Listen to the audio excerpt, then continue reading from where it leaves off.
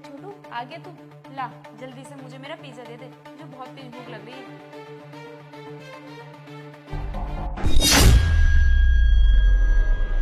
क्या हुआ अनुष्का, आओ ना जल्दी।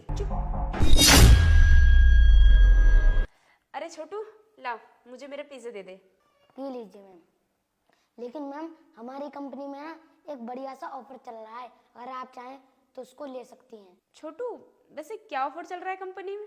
आपके घर में जितने भी लोग हैं उनके हिसाब से आपको हमारी तरफ से एक ऑफर दिया जाएगा।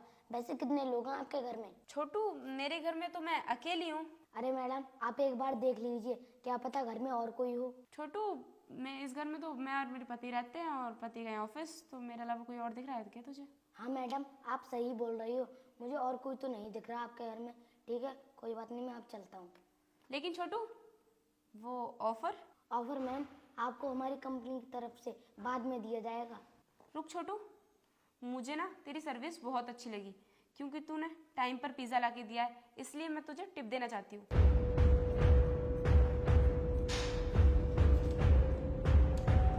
ये ले छोटू 50 रुपए। ठीक है मैम मैं चलता हूँ।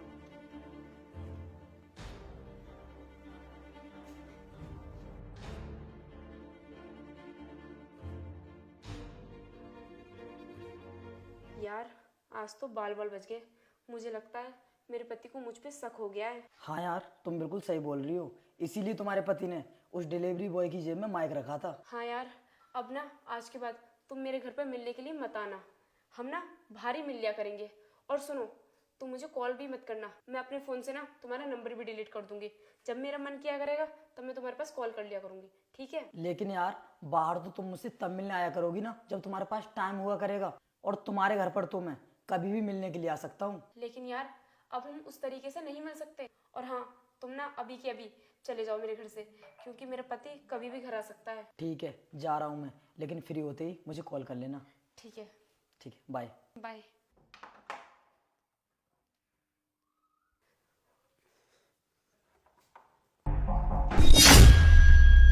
अरे आ गए आप?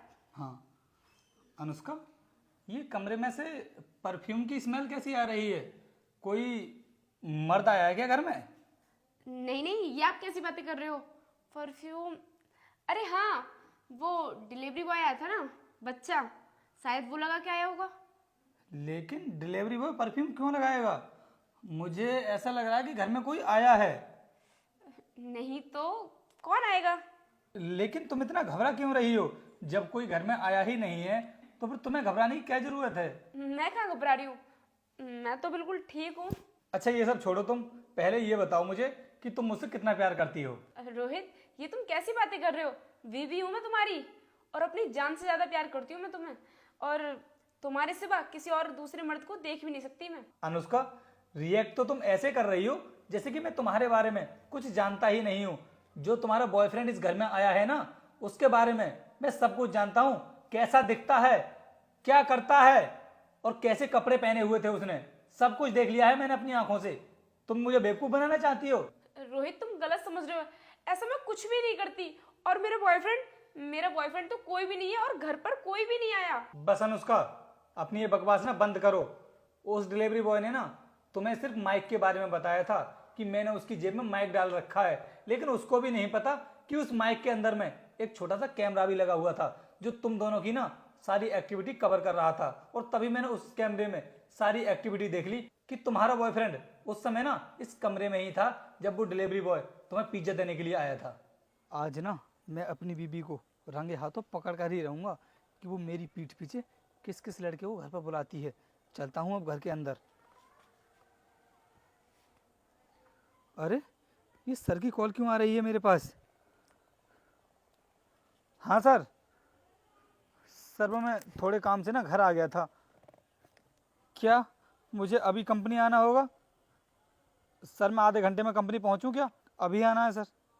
ठीक है सर मैं आता हूँ। सिटी यार।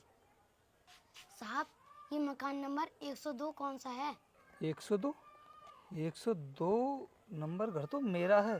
मुझे लगता है ये पिज्ज़ा ना मेरी बीवी ने ही ऑर्डर किया होगा। अरे छोटू, ये जो पिज्ज़ा ऑर्डर किया है वो किसने किया है? साहब ये पिज्जा अनुष्का मैडम ने ऑर्डर किया है। मेरी बीवी ने पिज्ज़ा मंगवाया है। अब मेरे पास ना सबसे अच्छा मौका है।